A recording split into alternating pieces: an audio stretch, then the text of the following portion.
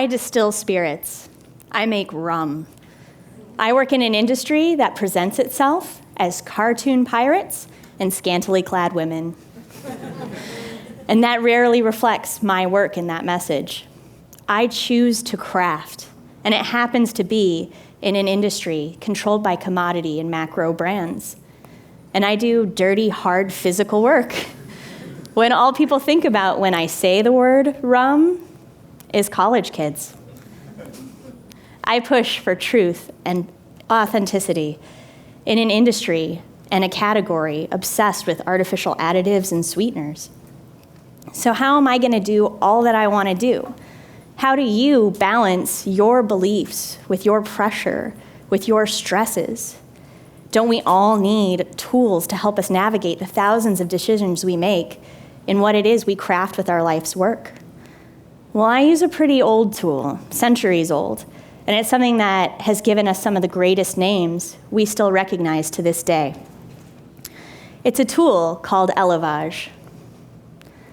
Elavon, being a French word, doesn't exactly translate to English, but it basically means the rearing, the bringing up of, the maturing into adulthood, something animate or inanimate. So for me, day to day, what this looks like is when we make a decision, we ask ourselves, what is best practice, period? We are in the service of our product. My only job is to be an advocate for what it is I create. I didn't always know exactly how special this was until I attended an actual distillers conference.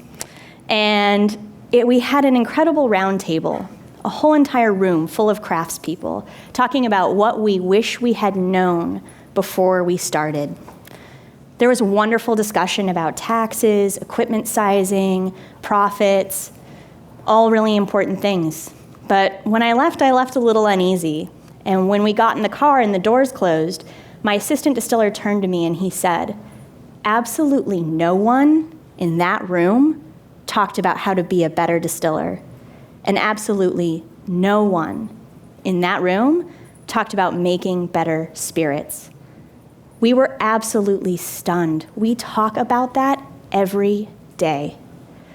So here we were, a room full of artisans, craftspeople, people who have chosen to craft distill under so much pressure and under so much stress that our discussions sounded just like you would talk about an Oreo cookie factory.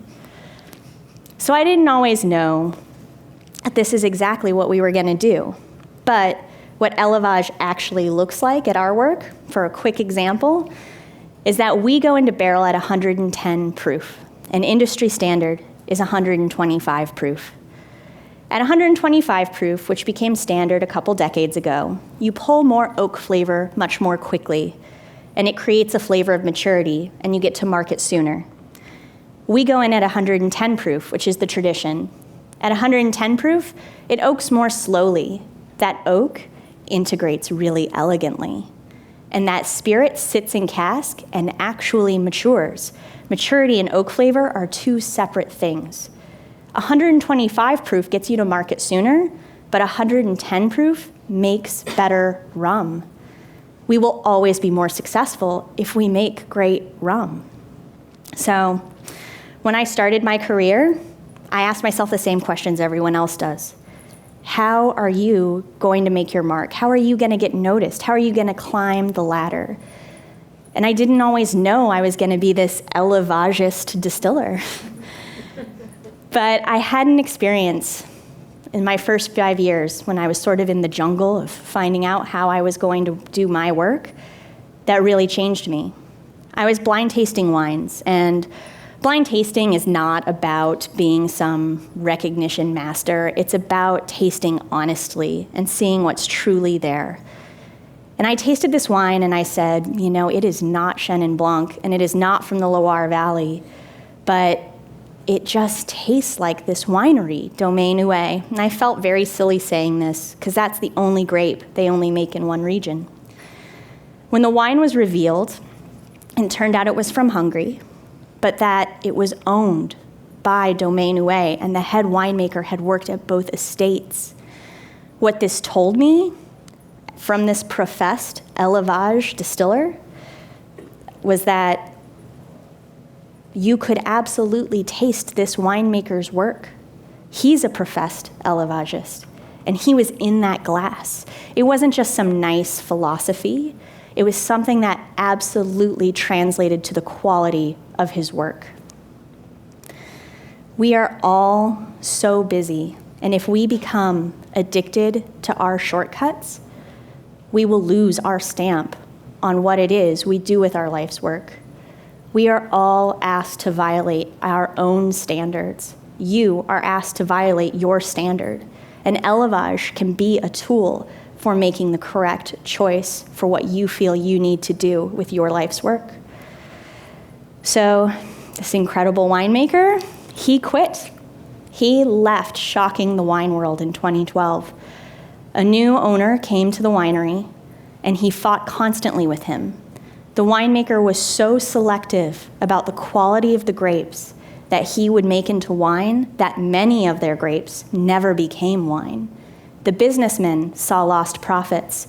The winemaker saw great wine. Elavon gives you a choice. You always have a choice. And his choice to leave was huge. So this is real. Costs are real. Finances are real. It's a nice, fancy, fun philosophy that has a whole bunch of risks in our modern world. One of the biggest costs is time, something few of us feel like we have. And the other risks are, when people don't love your product. When you get that reaction, it is very personal. And then consistency. That is a modern measure of success. And if I find an amazing single source orchard of sugar, I'm going to use it. And the flavor of our rum will absolutely change. But should I cling to consistency to be consistently subpar? It doesn't matter that no one out there knows the difference. I know the difference. And in Elavon, it dictates that you make the best choice, regardless of consistency. You need to be consistently better. You need to do your best job at every moment, and your best will always change. It will always get better in Elavon. And yes, time is a major problem, but it's not time that you need to clock in and out of and compartmentalize and dread discussing on the weekends. Elavon is about making your life about the work that you do. My marriage is Elavon, my friendships are Elavon, making dinner is Elavon. And we get to save ourselves the biggest waste of time. You will never have to stand there and say you do one thing while hiding the fact that you really do something else. You get to just be out. Not being out is the biggest, most foolish waste of anyone's time. And yes, when you are close to your product, it's incredibly intimate, especially when criticism comes. But when compliments come, you absolutely get to enjoy it. I know when someone loves our rum, that all of it came from our team. It was our work. We're not nodding our head, accepting a compliment for something else. It came from us, it celebrates us, and it's completely authentic, which is why I got into this business in the first place. So the next time that you're saying, I just need to, or you're talking passionately about what it is you love, and someone's trying to put you down by saying, that's nice, but you just should, look for Elavon. That is when I need it the most. When you ask yourself these things, will you allow your next caveat to erode away your passion, your connection to what it is you create? Or will you answer that need to, or you just should, with Elavon? Thank you.